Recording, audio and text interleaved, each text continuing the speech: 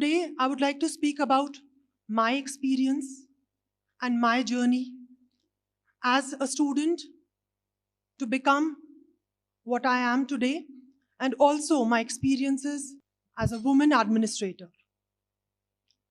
When I was a small child, as a young girl, I was stereotyped because of my looks, because of my gender, and because of my background. People would often say, you can become A, B, C, but you cannot become a leader. You cannot become a high achiever. And by God's grace, in whichever exam I have sat, I cracked it. To first become a doctor, then the first woman topper of the state civil services, then the first woman IPS from J&K, and an IAS officer today.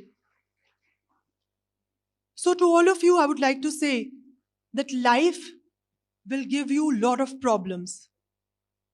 And if you want to be successful, you have to be in a mindset of solution orientation, not problem orientation. In fact, the 0.009% of the 11 lakh people who get selected into IAS top 100 are those who have the guts to hold their nerves in the toughest of situations and to find a solution when to all others there appears none. To all those who want to sit in any competition, I would give them 7 rules. The first, don't expect life to be easy. Life is not easy. It's very hard. To all the boys and girls, I want to say that life will be very, very difficult. It will give you tough things, but you have to hold your nerves, make a plan, and stick to it. I assure you, from my experience, what I have learned is that you will improve that plan if you are ready to actively seek guidance and to step up your game. But for that, you have to leave comfort. You have to sacrifice your sleep. You have to sacrifice partying. You have to sacrifice movies, going out with friends, because there is no other way. And whosoever tells you that I did not study, I did not work hard, it was just by fluke, it was just luck, they are actually lying, because there is no other way. Rule number 2, always keep motivating your own self. Because a motivated, made-up mind full of passion is the highest form of energy that we have on the planet Earth. Because a motivated mind can do anything. A motivated mind can become and achieve anything. If you're ready to put in all your energy, your effort, your time to that one thing which you want to become, nothing can stop you. You are the only one between yourself and success. And only if you find out why you want to become something. As a child, I was always thinking of becoming and qualifying the toughest of things. I would always say, I want to do this because I actually wanted to prove to myself that I can do the toughest things, I can crack the toughest exams. That was my motivation, and it inspired me in my journey. You have to find out the reason why you want to start your journey. If you don't know why, then you will never be motivated or encouraged when you are in that phase when you feel demotivated and when life happens. And life will happen. Even if you start from a very high note, life will happen. There will be tragedies, personal tragedies, failures, rejections. But only when you know why you want to become what you want to become, will you strive enough. People keep waiting for external motivators. They think that some savior will come, some mentor and coach will come. To all those people waiting, let me tell you, nobody is coming. Nobody will come. You have to be your own motivator. You have to be your own savior. In fact, small things. Start reading something positive. Start doing anything positive when you get up in the morning. Such a small thing. Listen to anything positive, because I am a great believer of momentum. If you do small things, they will snowball into big achievements. I'll give you a personal example. When I was Deputy Commissioner in a district, Budgam, of Jammu Kashmir, I just visited a school and I found that that school was having low girls, number of roles of girls, and the dropout rate was increasing every year. The reason was there was not an adequate toilet. There was a toilet, but it was not functioning. I just did one simple thing. I told my executive that no, I want you to bring water here and it should be functional. Within few months, the role started increasing. And it gave me an idea, why not do it for all the toilets? And we moved ahead. We installed incinerators and sanitary napkin dispensers in all government schools and colleges of District Budgam. So, let me tell you, it all started from a single act. But you should never underestimate the importance of that single small positive act and the momentum that it will give you. It will break your inertia. Rule number 3. Basically, you should never ever underestimate the power of scheduling and routine. Whatever you schedule will be done. In fact, the most efficient people on earth, they block their time for the most important activity they want to do. Because blocking the time will preserve that time from distraction. You know, according to a study, a normal human being in his working time gets distracted for almost 2 hours in the working time. And it takes 20 minutes to come back to that natural flow. And also, if you tackle your worst problems first, the kind of energy, the boost that you will get, and the accomplishment that you will feel after completion of that task, it will increase your performance and take you closer to your larger goal. We all have a limited reserve of decisions. If you want to decide every day what I want to wear, how I want to look, what I want to eat, what I want to work, and every day you have to make that decision, that will decrease your reserve of decisions. 80% of the work that we do should be routinized, scheduled. And 20% of that reserve should be for the most important decisions that you want to make. Rule number 4. Problems are actually opportunities to grow.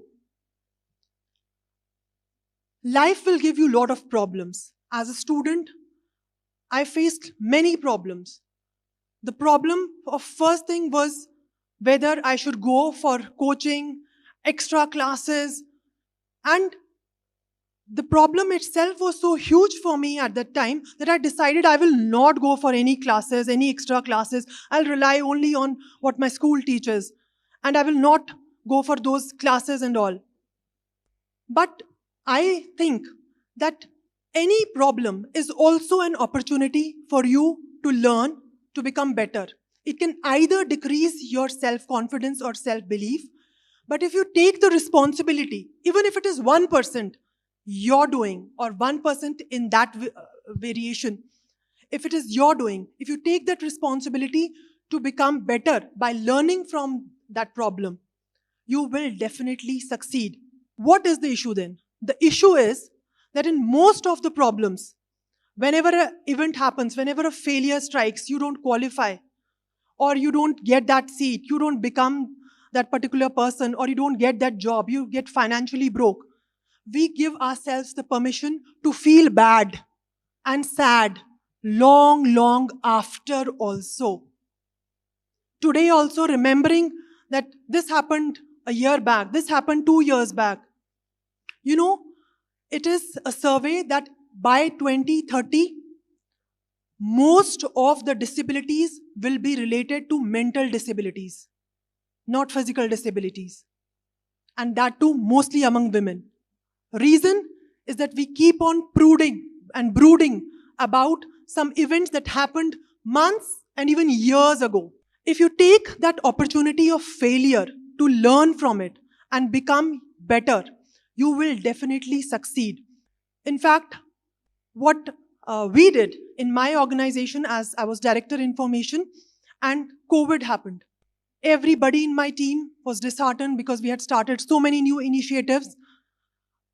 And then we thought, no, we'll find out the problem and we'll tackle that problem. What was the problem? In COVID, we found out that there were a lot of people who were facing mental issues because of isolation, depression, increase in suicidal tendencies, domestic violence, child abuse, drug addiction was increasing. And we thought that we will work on these problems, socio-psychological mental problems. And another problem that we identified was that children who were not having access to internet, they could not go to school and they were falling behind in their classes. So for these problems, we brainstormed and found out a solution. We started teleclasses. Teleclasses of 2 hours every day, and by today we have done 486 classes, teleclasses. 2 hours every day for classes 7th to 10th, every day calling teachers to our studio, recording them and beaming that on television, Doordarshan, every day, for those students who could not access internet. The second solution that we found out after brainstorming, why not have sessions of psychological counseling for people who are undergoing such issues like depression, because of isolation, because of business losses, economic losses, and we started Sukoon.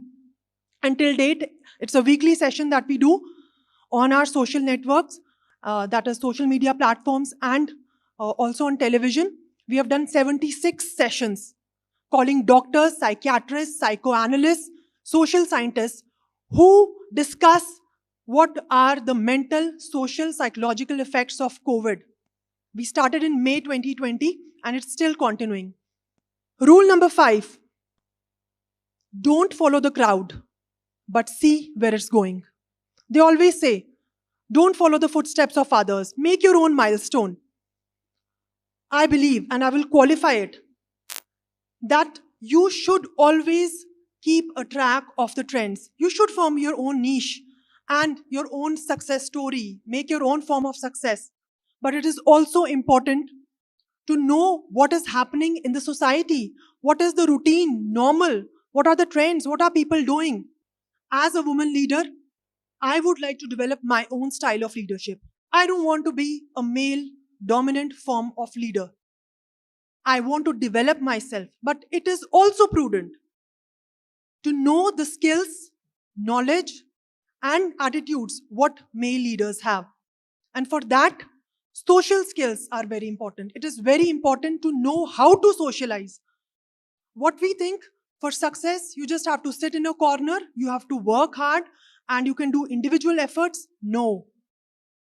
For success, it is also very important to know how to behave, how to gain and assimilate knowledge from others, how to work with groups, how to work with peers, how to learn from teammates, how to lead. And that will come only through social skills, socialization skills, and actively practicing social skills. In my current assignment as Mission Director or CEO, Rural Livelihoods Mission, I've seen women, rural, poor women, after they associate with Ummeed self-help groups, we train them, we give them the confidence that they can be bread winners.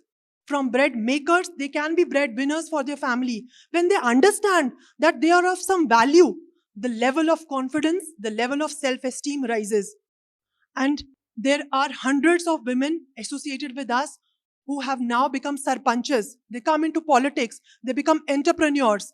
They are teaching other women how to become entrepreneurs. This is the importance of self-esteem.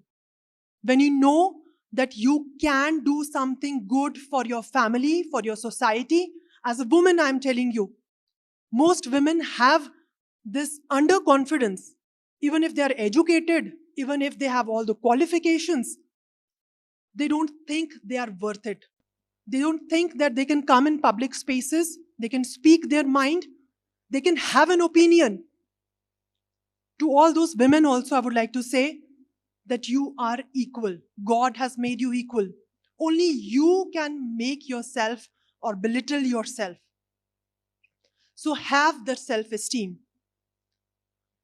The last but not the least rule that I would like to tell you all, you may think that it is very petty, small, it's journaling. Please write down what you think. Please write down how you have succeeded or failed every day. Writing in many senses is more important than speech. You know why? Because it crystallizes your thoughts. It puts context to your thinking. You start analyzing yourself. Why am I doing this? When you write down that this is what I have done today, this is why I felt bad, this is why I felt good. You analyze yourself. It's like talking to yourself.